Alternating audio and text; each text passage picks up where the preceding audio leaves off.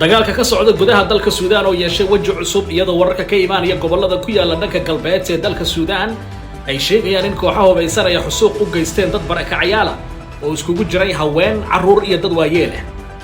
Wasiirka wasaaradda arrimaha gudaha dalka Pakistan, Rana Sanaullah, ayaa sheegay in ugu yaraan 350 qof oo u dhashay waddanka Pakistan inay ka mid ahaayeen dadkii saarnaa doontii ku quustay biyaha badda dalka Greek.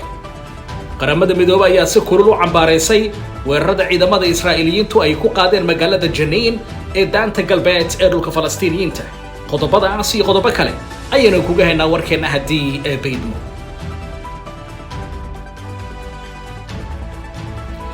waayahay daawadayaal ku soo dhawaada war wixii naga soo gaaray dalka gudihiisii dabadiisa oo akhriya anigu Maxamed Saciid Saxaaf. aan ku bilaabay dagaalka ka socda gudaha dalka Suudaan ayaa yeeshay waji cusub iyadoo wararka ka imaanaya gobolada ku yaala dhanka galbeed ee dalka Suudaan ay sheegayaan in kooxaha hubaysan ay xasuuq u geysteen dad barakacayaal oo iskugu jiray haween, carruur iyo dad waayeel ah.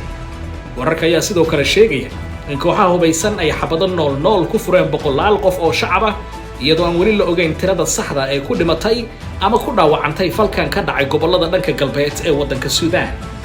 arrintan ayaa noqotay mid si weyn lagaga argagaxo isla markaana aan weli la ogeyn cidda ay ka amar qaataan kooxaha hubaysan, balse wararka qaar ayaa sheegaya inay yihiin kooxo is-abaabulay oo ka soo horjeeda ciidamada militariga ee dowladda waddanka Suudaan ayna falkan u sameeyeen si ay fariin ugu diraan hoggaanka sare ee militariga waddanka Suudaan. si kastaba haatee qaramada midoobay ayaa sheegtay in dagaalka dalka Suudaan oo bilowday bartamihii bishii Abriil ee isla sanadkan 2023 inay dagaalkaas ku dhinteen tiro dad gaaraysa 300,000 oo qof waa inta imika la og yahay ayna ku barakaceen 2.5 milyan oo qof. wasiirka wasaaradda arrimaha gudaha ee dalka Pakistan, Rana Sanaullah, ayaa sheegay in ugu yaraan 350 qof oo u dhashay waddanka Pakistan ay ka mid ahaayeen dadkii saarnaa doontii ku quustay biyaha badda dalka Greek. wasiir Rana Sanaullah oo la hadlay warbaahinta ayaa sheegay in 193 qoys oo muwaadiniin Pakistaaniya ay la soo xiriireen wasaaraddiisa iyagoo raadinaya qaar ka mid ah eheladoodii saarnayd doonta. wuxuuna wasiirku sheegay inuu qoysaskaas u ballan qaaday in sharciga lala tiigsan doono kuwa dadka saara doomaha dhuumaalaysiga ku gala qaaradda Yurub, doomahaas oo halis gelinaya nolosha qof kasta oo saaran. wararka ayaa sheegaya in doontu ay ahayd mid loogu talagalay in ay qaado ugu badnaan 400 oo qof, balse ay saarnaayeen in ka badan 700 oo qof, taas oo qayb ka ahayd in doontu ay quusto sida ay sheegeen qaar ka mid ah dadkii laga soo badbaadiyay badda.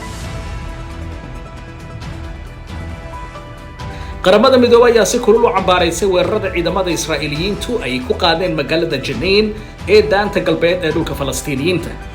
hay-adaha xuquuqda aadanaha ee ka howlgala dhulka Falastiiniyiinta ayaa sheegay in ciidamada Israa'iiliyiintu ay awood xad dhaaf ah ay u isticmaaleen dadka shacabka ee ku nool magaalada Jenin ayna dileen ugu yaraan 7 qof ay ku jiraan carruur, halka dhaawacuna uu ka badan yahay 100 qof oo kale.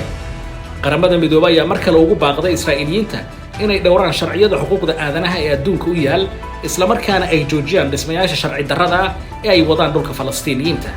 qodobadaas iyo qodobo kale ayaad ku daawateen warkeena, waxaan ila socodsiinaya anigu Maxamed Saciid Saxaaf. waa bahda wararka isku duuban oo idinkaga tagay meel baad caalamka joogtaan, sidaas iyo nabadgelyo.